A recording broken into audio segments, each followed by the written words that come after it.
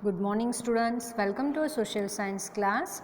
So today we will start our second chapter, that is what is around us. Dhanvin was roaming in the garden with his mother. While walking, a question arose in his mind. Dhanvin asked his mother, what is land made up of? Mother replied, do you see the sun every day? The sun too has family, which is known as the solar family. Our earth is one of the members of the solar family. The most important point is that only the earth among all the members of the solar family has got the suitable temperature, water and air to sustain living beings. तो धनवीन एक लड़का था, तो वो क्या कर रहा था, गार्डन में घूम रहा था. तब उसने अपने मदर से क्वेश्चन पूछा था कि जो हमारी लैंड है ये किससे बना हुआ है. तो उसके मम्मी ने उसको पूछा, तो आप रोज़ तुम तो सन को देखते हो ना, तो सन का भी एक फैमिली होता है, तो उसको हम क्या कहते हैं, सोलर फैमिली. तो जो हमारा जो अर्थ है वो एक सोलर फैमिली का हिस्सा है. तो सोलर फैमिली में अर्थ ही एक ऐसा प्लैनेट है, उसके अंदर लिविंग बीइंग रह सकते हैं. मतलब वहाँ पे सूटेबल टेम्परेचर, वाटर, एयर, ये सारी चीज़ें हैं. इसके वजह से सारे ह्यूमन बीइंग्स वहाँ पे रह सकते हैं. Generally it is believed that part of sun which has been detached from the sun from the collision is earth. At the time of its origin it was in the form of a fireball. This fireball started to cool down slowly. तो पहले क्या था, जो हमारा जो अर्थ है वो भी एक फायरबॉल की तरह था. तो जब वो जो सन के साथ उसका टक्कर हुआ तो वो अलग हो गया. फिर वो जो फायरबॉल था वो धीरे धीरे कूल होने लगा. Many elements of the earth got transformed into the liquid and other further into the solid form. तो उसके बाद जैसे जैसे वो कूल होने लगा तो उसके जो एलिमेंट्स थे उसके अंदर वो अलग अलग फॉर्म में ट्रांसफ़र हुए. जैसे कि लिक्विड हुआ, सॉलिड हुआ, इस तरह से वो चेंज हो गए उनके elements. During this process, the elements which got transformed into the solid are known as the lithosphere. जो लिक्विड जो दिस प्रोसेस हुआ था जब कोलिजन का, जो उसके बाद कूलिंग का प्रोसेस हुआ, तब कुछ एलिमेंट्स कौन से फॉर्म लिए, सॉलिड फॉर्म लिए. तो सॉलिड फॉर्म को हम क्या बोलते हैं, lithosphere. The elements which got transferred into the liquid be known as the are known as the hydrosphere. जो लिक्विड फॉर्म में ट्रांसफ़र हुए उसको क्या बोलते हैं, hydrosphere. The elements which transferred into the gases came to be known as the atmosphere. तो कुछ elements gases के फॉर्म में ट्रांसफ़र हुए तो उसको क्या बोलते हैं, atmosphere.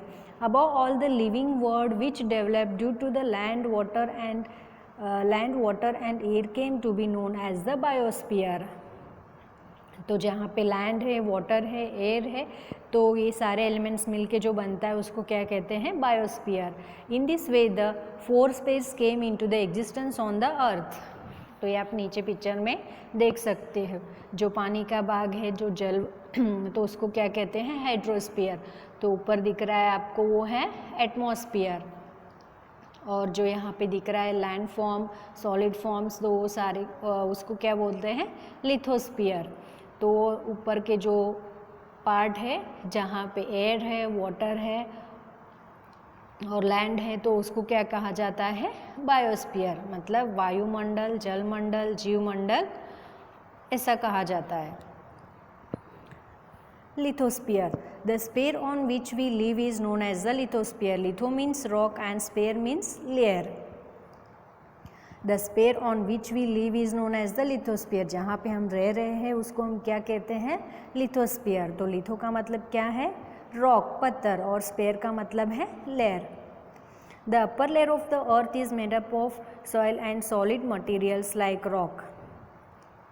Approximately 29% of the surface of the earth is covered with the lithosphere. This layer is almost 64 km to 100 km thick. The thickness of the lithosphere is not the same everywhere on the earth. Similarly, their interior and exterior do not have identical physical features. It is mostly made up of substances like soil and rocks. तो lithosphere किससे बना है? Soil और rock से बना है और इसका जो थिकनेस है हर जगह पर अलग अलग रहती है। और जो लिथोस्फीयर है कितना कवर किया हमारे अर्थ को? 29%. Landforms like mountains, plateaus, plains and valleys are seen on the lithosphere. The temperature increases as we move towards the center of the earth. The molten rocks in the interior of the earth are known as the magma. तो जो भी land forms हैं, mountains, plateaus, planes और valleys, ये सारे lithosphere के अंदर आते हैं। जो टेम्परेचर है, जैसे जैसे अर्थ के सेंटर में हम जाते हैं वहाँ पे वो टेम्परेचर इंक्रीज हो जाता है, बढ़ जाता है। The molten rocks in the interior of the earth are known as the magma. जो molten rocks है अर्थ के अंदर, तो उसको हम क्या कहते हैं? Magma. There are many gases present in the interior of the earth which rise up with the pressure and heat. तो बहुत सारे गैसेस भी प्रेजेंट है अर्थ के अंदर, तो उसके वजह से प्रेशर और हीट भी क्रिएट होती है।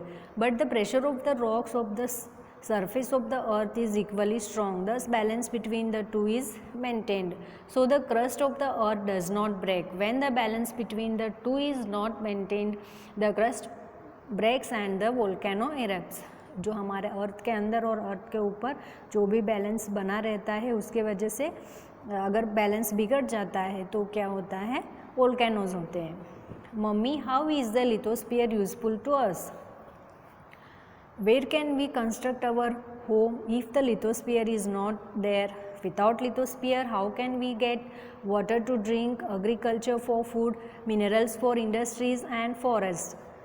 Draw a picture depicting all the details you observe on the lithosphere based on our conversation. तो उसने पूछा कि किस तरह से हमें यूज़ होता है लिथोस्फीयर। अगर लिथोस्फीयर नहीं होता तो हम लोग घर कैसे बांध सकते हैं और खेती कहाँ से कर सकते हैं, पानी हमको कहाँ से मिलेगी, और जो एग्रीकल्चर से जो हमको फूड मिलती है वो कैसे मिलेगा, मिनरल्स, इंडस्ट्रीज़, फॉरेस्ट, ये सारे जो चीज़ें हैं अगर लिथोस्फीयर नहीं होता तो ये सारी चीज़ें हमको नहीं मिल सकती। ये सारी चीज़ें इसकी वजह से है जहाँ पे लिथोस्फीयर है। Next, hydrosphere. Now let me talk to you about the hydrosphere.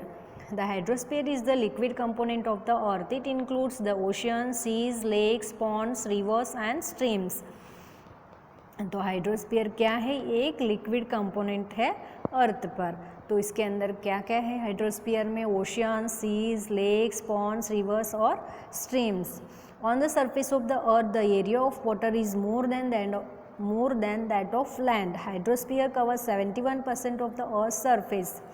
तो ये तो सबको आपको पता है कि जो हमारे अर्थ है उसके ऊपर ज़्यादा पार्ट पानी का है, मतलब 71% जो और 71% जो पार्ट है अर्थ का उसके अंदर पूरा पानी है, तो वो hydrosphere. A water body in hydrosphere that carries huge amount of water is known as ocean. जहाँ पे ज़्यादा पानी भरा हुआ है तो उस पार्ट को हम क्या कहते हैं? Ocean. These oceans are the Pacific Ocean, the Atlantic Ocean, the Indian Ocean and the Arctic Ocean. All these oceans are connected with each other. तो ये सारे oceans एक दूसरे से connected हैं। The water bodies close to the land are known as seas. जो water bodies है वो लैंड से जुड़े हुए उसको क्या कहते हैं? Seas, bays, straits, gulfs etcetera. The oceans on the earth are huge and deep. जो ओशंस होते हैं वो अर्थ पे जो मतलब ह्यूज होते हैं, मतलब बहुत बड़े होते हैं और उसकी गहराई भी ज़्यादा रहती है। Valleys with depth of 10 to 11 kilometers are located at their bottom. The ocean bed has similar features like that of the surface of the earth. It has high mountains, plateaus, vast plains, valleys, etc. Mummy, how much water will there be in the seas? Since sea water is salty, is it useful for us? तो उसने पूछा तो सी का पानी जो है वो कितना है और वो सॉल्टी रहता है तो वो हमको कितना यूज़ होता है। Yes, oceans contain 97% of the total amount of the water on the earth. तो ओशियंस के अंदर कितना है पानी, 97% जो पानी है वो ओशियंस के अंदर है. Approximately 1/3 of remaining water is trapped in ice caps and glaciers at poles, Himalayas and other mountains. जो 1/3 ऑफ वाटर का पार्ट है तो किसके अंदर है, आइस कैप्स, ग्लेशियर्स. तो ये हमको कहाँ देखने को मिलते हैं, जैसे कि नॉर्थ पोल है, साउथ पोल है, हिमालयाज़ है और other mountains. Some water is accumulated in the lakes and some flows in the rivers and some is stored in the interior of earth as a ground water. तो जो कुछ water part है वो किसके अंदर है, लेक्स के अंदर है, और कुछ रिवर के मतलब नदी के रूप में, नदी में है पानी, और जो कुछ पानी का पार्ट है वो अर्थ के अंदर है, उसको हम ग्राउंड वाटर कहते हैं. द अमाउंट ऑफ पोर्टेबल मतलब जो fit for drinking water is less. जो हमको पीने का पानी चाहिए वो उसका मात्रा बहुत ही कम है.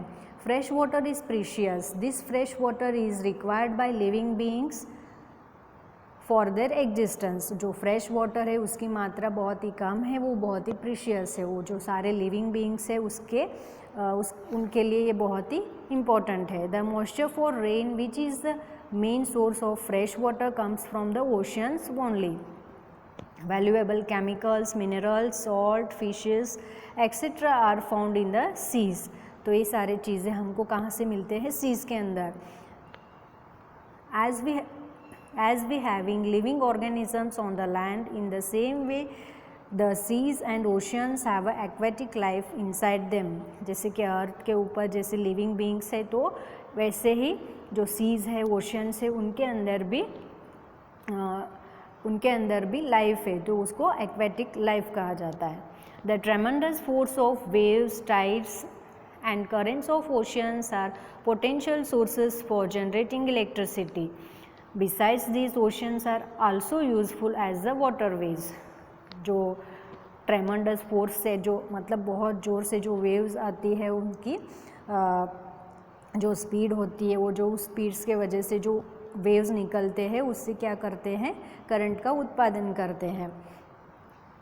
और उसके अलावा जो ओशियंस है वो वाटरवेज है, और ट्रांसपोर्ट करने के लिए एक जगह से दूसरे देश के लिए हम कोई भी चीज़ ट्रांसपोर्ट करने के लिए भी ये ओशियन का वाटरवेज बहुत ही यूज़फुल है. So in next video I will explain you atmosphere.